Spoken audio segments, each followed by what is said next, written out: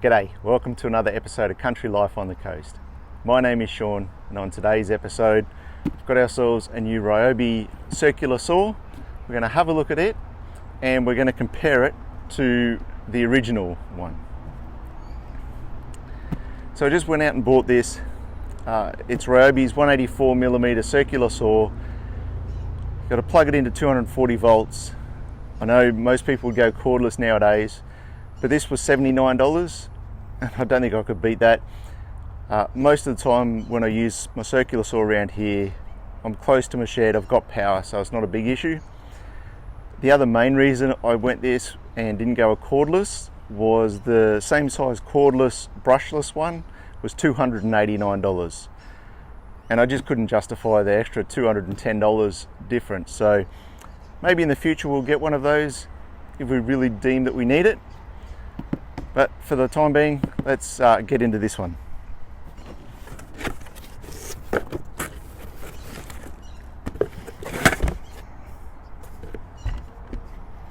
Alright, so in the box we get the saw itself, we get the guide, which is very similar to the old one.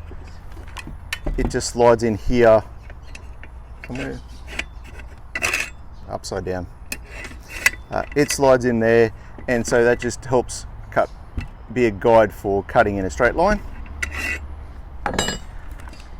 We get the instructions, which let's have a quick look. So it comes with instructions. To be honest, typical Ryobi instructions I find. No words, just some pictures, which does help certainly with installing the saw blade. I think that's probably the only real good thing. And then pages of safety information, which I do think you should be aware of. It is a dangerous tool, so if you're going to use one and you've never used it before, have a bit of a read and just consider the dangers. And we get a new saw blade with it as well. So what I'm really curious about is, before I put the blade on, I just want to have a look at it and then compare it to one. So this is my old original Ryobi. It's a ECS 1350. I think it must be about 20 years old. It served me well, but what I wanted to do is just have a bit of a comparison between the two. They both run the same size blade. This one, the new one, is a 1500 watt. The old one's 1350. Weight wise, this is definitely heavier than the new one. So we'll put the old one on our scale. So the old one is just over 5 kilograms.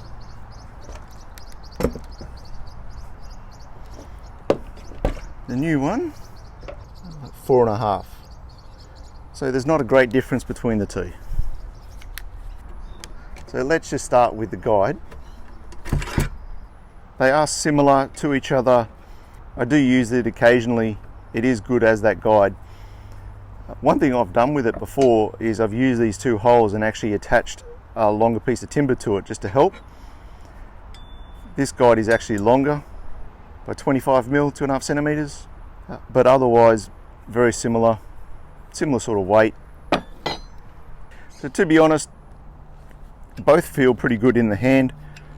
Like I said, this one is actually, the new one's a bit lighter, but it's not made of the same material. So the base, it's a heavier metal. This does feel like it's metal. And I might just grab a magnet and check. So the old one,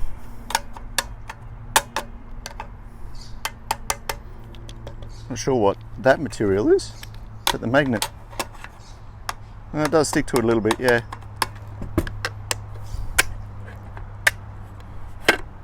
That's definitely metal.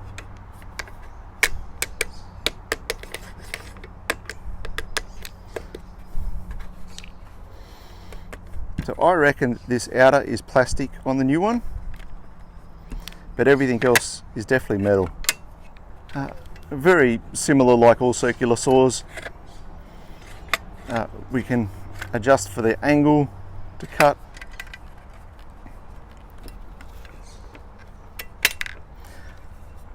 adjust for the depth on the back, so where you can fit a shop vac or something on, or even just, you know, the cutting chute out, gee, it's reduced in size dramatically. That might be interesting to see if that ever clogs. Like I said, for $89 to have a circular saw, I don't think you can beat it. And for what I use around the house, DIY projects, I'm not using it on a construction site every day. For me, this will be fine. The other thing we're supposed to get in our box with it is an Allen key, and I've just been through everything and I can't find it. I've been ripped off. But I still have an Allen key, so let's install the blade first. Now, to install it, we need to undo the bolt. To do that, we can just push this button here in, and it gets to a point where it locks in, and then it's really easy just to undo. Having that button there locks it, stops the motor spinning, stops the blade or the shaft spinning. All right, so we have the arrow showing which way it goes on the saw, and we have the arrows on the blade as well, so really easy. So while we've got it apart like this, I'll just show you, we have this inner flange, outer flange, and then the bolt that goes through to hold all together. So we just make sure that is all the way in.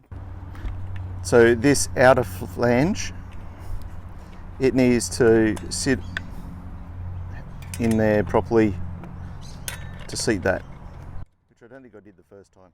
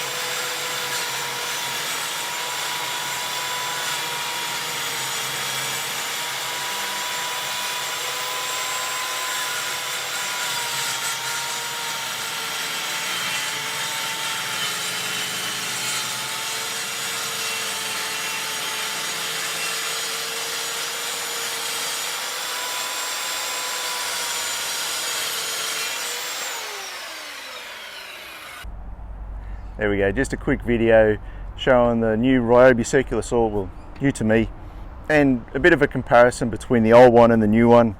This old one have to be 20 years old, I reckon, and it certainly worked well over the years. I can't complain with what it's done, so I'm hoping the new one will give me trouble-free service for many years as well.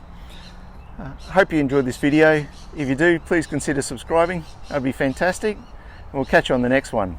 God bless.